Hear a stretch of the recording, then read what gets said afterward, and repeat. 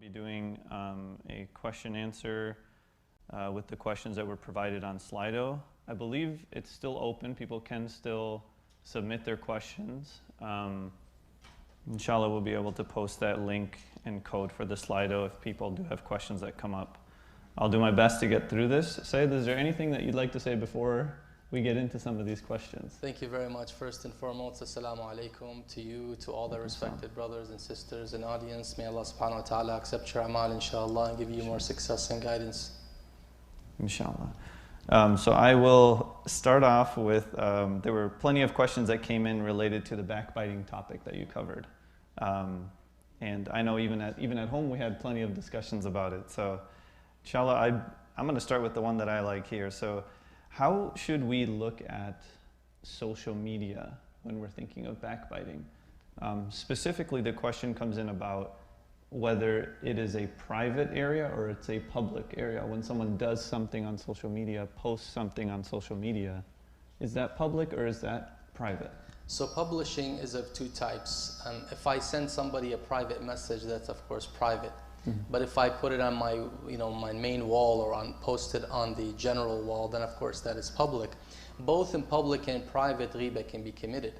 Ghiba, again, we said, is to mention a hidden defect. So if I go send a private message to someone about someone else, right? I say, did you know that someone such and such did this? It's a private message, but it only takes one person to receive it for it to be a ghiba. What makes it worse is when I put it on public and I post it, and then all my friends on whatever the platform I am using will see what I said about this person.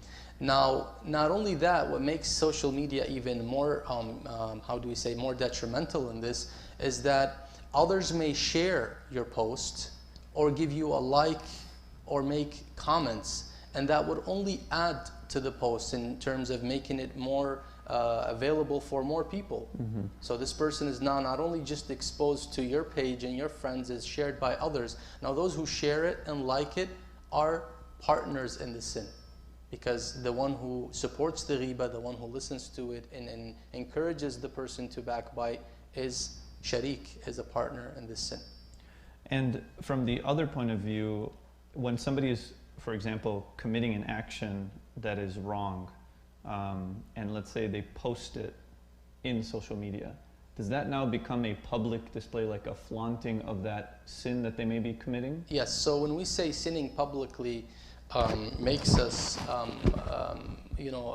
exposed, or the Muslims or believers at that point have the right to talk about us or mention the defect that we have exposed. Part of the publicly sinning is doing it through social media. When we say publicly, it doesn't necessarily have to be physically done in public. It can be done virtually, right? We have virtual world as we have the real world. So if somebody goes on social media posting pictures of them, for example, doing something haram. I don't want to mention examples, but doing something haram on social media, right? Or if a sister, for example, shows herself with in her dress without hijab and with makeup and posts her picture.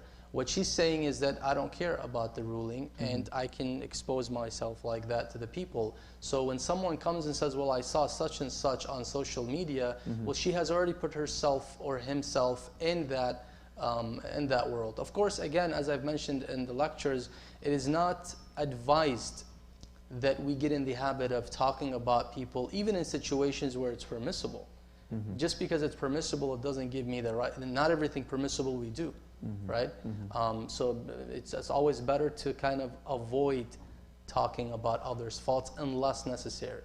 Sure, I think that's a good detail at the end there. I feel like even listening to the lecture, it was kind of like, oh, do this, don't do this, do this. And I think it's good for me to help me understand that just because it is permissible, you don't have to do it. Doesn't mean you have to do it. Exactly. So that's it's permissible to give all your money to the poor. But who gives all their money to the poor? It's actually mustahab, right? But do we do that? So again, not everything permissible is to be done. Is it permissible to sign my house off to the neighbor? Yeah, it's nice to do that, but who would do it? So again, not everything permissible we do. Sure, that's a good point. Some of these are pretty specific, and potentially they were covered in the lecture, so I apologize if it's a... No, it's okay. More clarity is needed sometimes. Sure. This next one is that if a person has a suspicion that someone is harming another person, should they give the benefit of the doubt, or should they alert someone to help? So this is going to be different case by case scenario.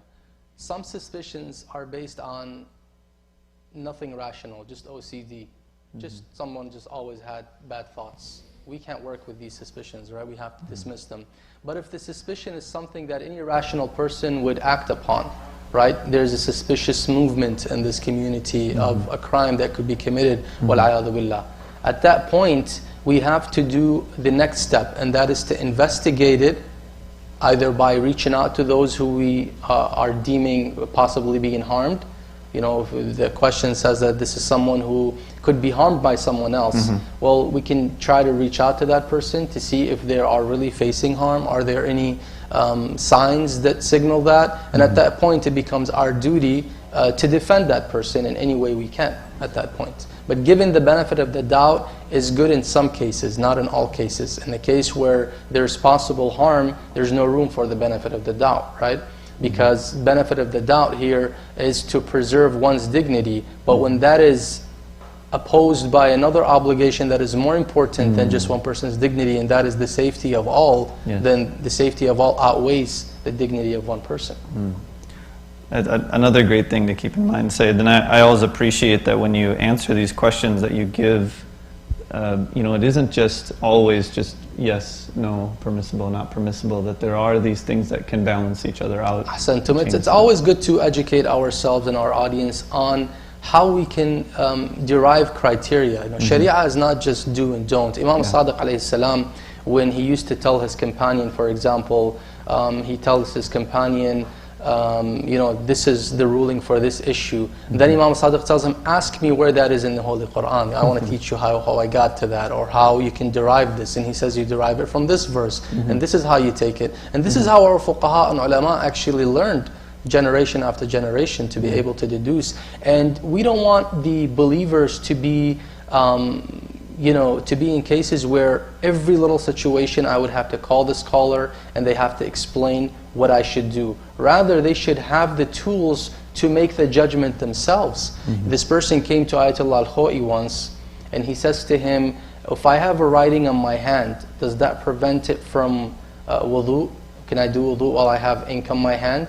He says, if the ink can prevent water from reaching the skin, then there's no problem. But if the ink prevents it, then there's a problem. The person is like, Maulana, but look, this is how it is. He says, no, I'm not going to do this for you.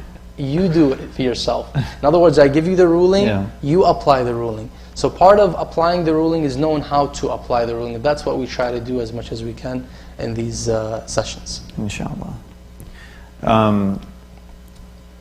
There are two questions that are kind of related to each other. One is specific to business. This person asked that if someone cheated me in business years ago, and I noticed today that they are wanting to go into business with someone else, in this case it's a friend, do I need to warn that person of this past experience that I had? So there are several situations. Situation one, did the person come to you for advice? If the person didn't come to you for advice, you don't have to, unless you know that if they enter into business with that person, they will be severely harmed financially because that person will cheat them or will do something to them. Then at that point, it becomes your obligation to go and provide nasiha, to provide advice. When you provide advice, here's the challenge, or here's what you have to consider. Keep in mind always as a default thought in your mind, ghiba is eating the flesh of your dead believer. How much flesh can I eat? And how necessary is the situation that I will eat the flesh of my dead brother? This is how it has to be considered. So now I come and I say, well, yes, but I have another brother who's going to be at a severe risk if I don't speak. So I have two brothers, right? And I don't want to harm one at the expense of the other, right? So now one brother is about to come and hurt your other brother, seriously hurt them. How do you preserve your first brother's dignity by not exposing them, but at the same time prevent and protect your other brother. So this is where you have to outweigh the pros and cons. Yeah. What I would do is what's called the middle solution. The middle solution, ulama say, look, can you go to your brother and advise him not to get into the business with your other brother without mentioning any details? If that deters or that makes your brother not enter into business with him, and he says, okay, I'll take your advice. All I have to say to him is, brother, look, I know you and I know the other brother. I don't think you guys are a good fit. Just take my advice. Don't do business. But if he insists and says, no, we're about to